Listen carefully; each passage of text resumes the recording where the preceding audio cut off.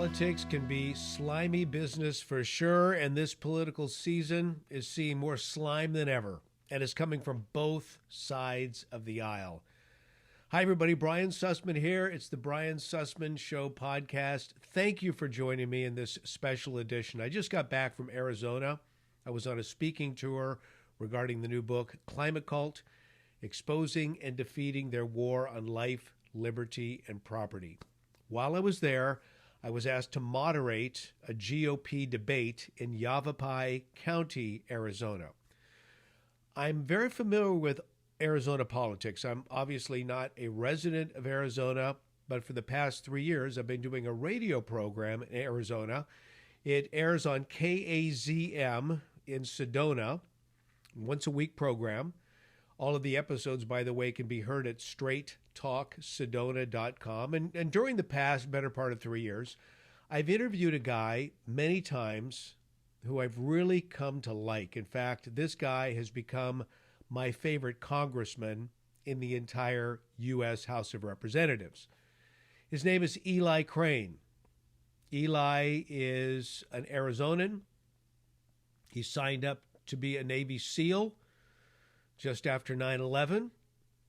He fought as a Navy SEAL in many combat exercises. And this is a guy who loves his country. And he reminds me of the founding spirit of America.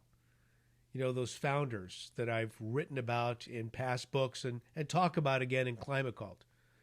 The very people who, upon signing that Declaration of Independence, said, in signing this, we're willing to risk, give up our lives, our fortunes, and our sacred honor. You see, Climate Cult and Eco-Tyranny and Climate Gate, these are books about the climate, but they're books about so much more because I'm so passionate about the history of this country. And I see our inalienable rights of life, liberty, and the pursuit of happiness, which, as I explain, is akin to property ownership. I see them being trashed by the left. Why are they being trashed by the left? Because this was the original goal of Marx. As he watched this in the 1800s, as he watched this experiment in the United States of America taking place, he was loathing it, wishing it would crumble in upon itself. You see, the Marxist thinks those inalienable God-given rights of life, liberty, and the pursuit of happiness, they think it's a joke. How could an imaginary God give anyone rights? They believe that rights can only be issued by the government.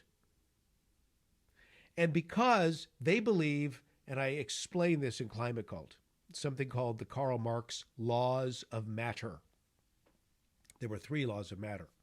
Just as we have 3 inalienable rights, he has his 3 laws of matter. And if I were to sum those laws of matter up, as I do in the book, I'll give it to you just like this.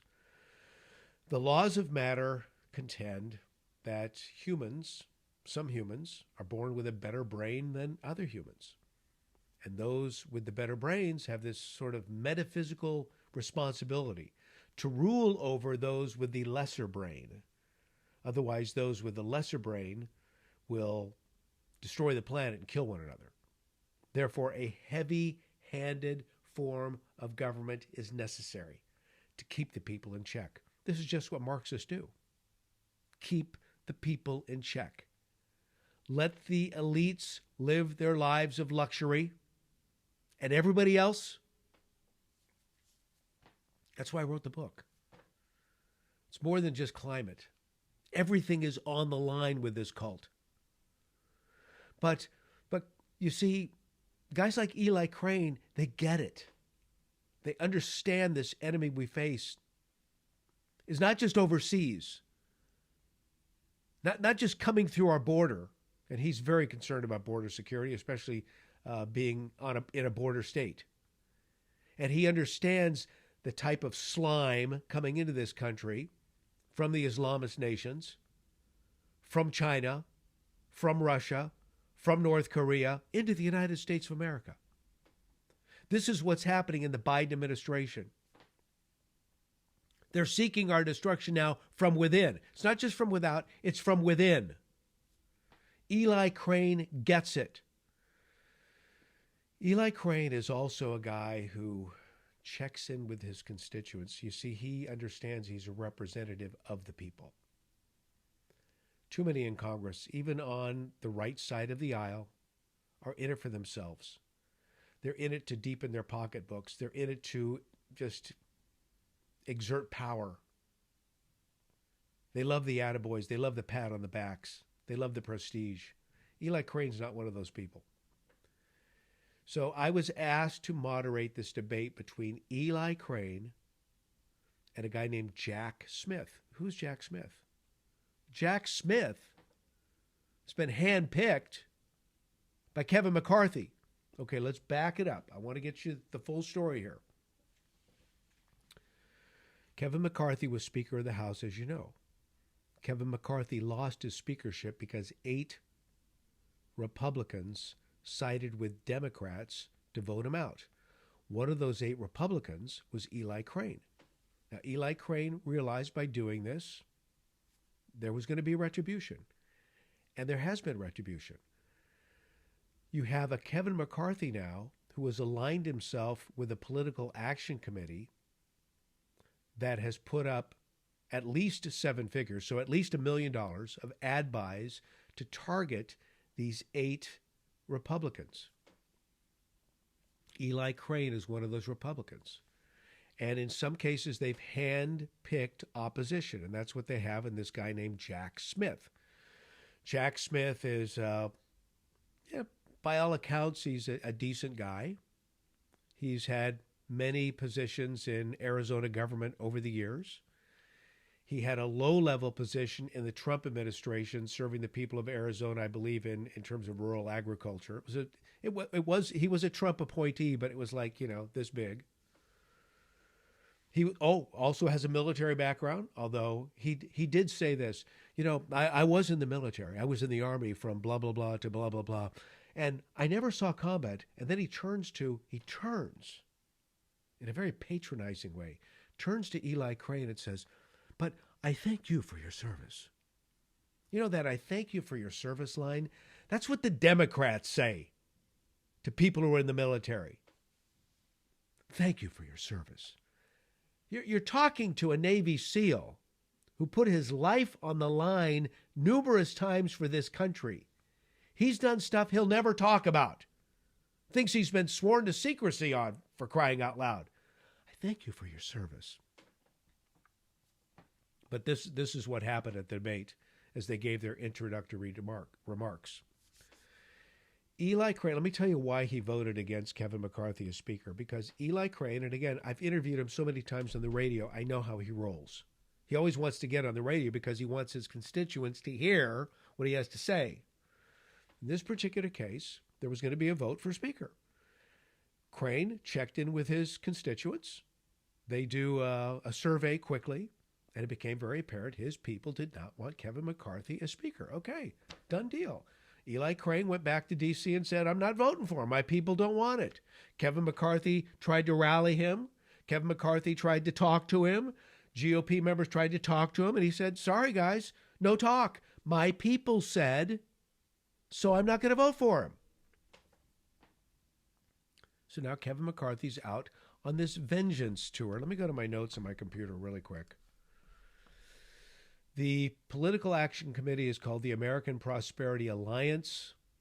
They're actually going after Crane in television ads, saying he voted against funding our border security. That is so not true.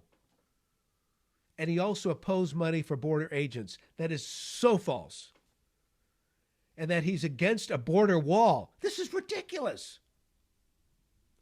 But these are the PACs that are supporting Jack Smith. So as moderator, I had a chance to, ask these guys questions.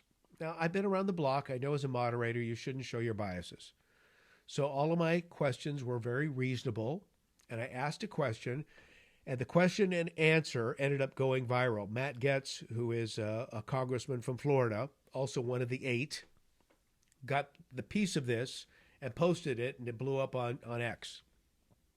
But the bottom line is this. I said, Mr. Smith, with all due respect, I understand that there are some political action committees associated with Kevin McCarthy, and they are supporting you. What do you have to say about that, sir? It was kind of a question whereby I would let him hang himself, and he did. He did. You're going to hear it in just a moment. The audio is a little bit murky, so if you're listening to this podcast, you'll have to listen closely. If you're watching the podcast, there are some subtitles that you'll be able to read. But in answering the question, Jack Smith, the way this thing's been set up, Jack Smith was actually able to say, I've never met Kevin McCarthy, because he probably hasn't. But that's the way this is set up. This is money that's being directed at the behest of Kevin McCarthy's reputation, because he wants vengeance on these 8 people. So you have this political action committee that's spending the money. And by the way, they're spending over $1 million on ad buys to go after guys like Eli Crane. And by the way, as Jack Smith is responding to my question, you can see Eli Crane is about to jump out of his skin. Take a listen. Mr. Smith, it's been widely reported that former Speaker Kevin McCarthy is backing and supporting your campaign through outside PACs, perhaps as a payback, because I don't believe that Mr. McCarthy's pleased with Eli Crane for voting against him. And Speaker, so I won't use the word rhino, I won't use the word swamp, I won't use any of that. I'll just state the facts as they are. And the question is, given that, why should the voters of CD2 trust you, given these allegations of association? No, I think that's a great question, because my opponent wants you to think that I'm in bed with Kevin McCarthy. Number one, never met him. Never met him. He has not financed my campaign, and he has not put any dollars. If you want somebody that's conservative and you want somebody that has family values, you're looking at the candidate you need to elect. And I understand there's a lot of Crane supporters out here. That's great. I understand that. That's fine. You can support Eli Crane. I don't think he's a bad guy. But I am not backed by McCarthy. I have not taken any money from McCarthy. However, I will, because I need to raise money to run for this race. So, again, it comes back to, this is Eli's fight, not mine. He was the one that took us from 7 majority down to a 1 majority. Okay, and now, it's not just with McCarthy. What about our current speaker? Is it time for him to go too, so that we have a less than a majority? Is this what the Republican Party is really about? Because I would disagree that it is not about that. It is about families. It is about the base, believing in God, understanding our neighbors, working with our neighbors. We're about family. We're about friends. I'm expecting at any moment to somebody start to sing Kumbaya. It did not play well with that audience. Following that response to my question, the audience just began to boo and hiss, and we had to calm them down. But following all that, each candidate got an opportunity to have a 1-minute closer. So I selected Jack Smith to close out first, because I wanted Eli Crane to have a little bit more time to defend himself. Jack Smith gave a 60-second namby-pamby response. Eli Crane got up, and we had to stop him because he kept going on, and the crowd was getting so stirred and riled, and he let everybody know exactly what time it is in this country. This is a time for leadership. This is a time for leaders who hear the will and the response and the requests from their constituents. The heartbeat of their constituents need to be represented in Washington, D.C. And the heartbeat of most Americans right now, I believe, says our economy is in the tank and it's hurting people. Our border security is a joke. Our national security is frightening because of the lack thereof. There are more bad actors on the planet who do not have our best interests in mind. And sadly, some of them are in government positions in the United States of America. We've got the climate cult. We've got the woke cult. We've got the DEI cult. We've got the Marxist at large cult, which is tied into the climate cult. We've got the hate God cult, which is tied into the climate cult. We've got to do something to straighten this ship so we can sail in the right direction and get our bearings back. So I know Eli Crane's going to be just fine, but I'm praying for the future of this country, and I know you are as well. So thank you for allowing me to share my heart. Thank you for purchasing copies of my book. Get the word out. Don't just read the book. Don't just listen to the book, but share the book with others. Encourage people to get informed, because this is really, there are items in this book. It's like, okay, when Trump wins, please, Mr. Trump, I've got a B, C, D, E, F, G list of things that need to be done just in the world of the environment alone. There's so much work for this new administration to do once they get into office on so many levels. So let's continue to remain upbeat, vigilant, diligent, and hopeful. And thank you very much. Appreciate your time. Brian Sussman, God bless you, my friends. Signing off.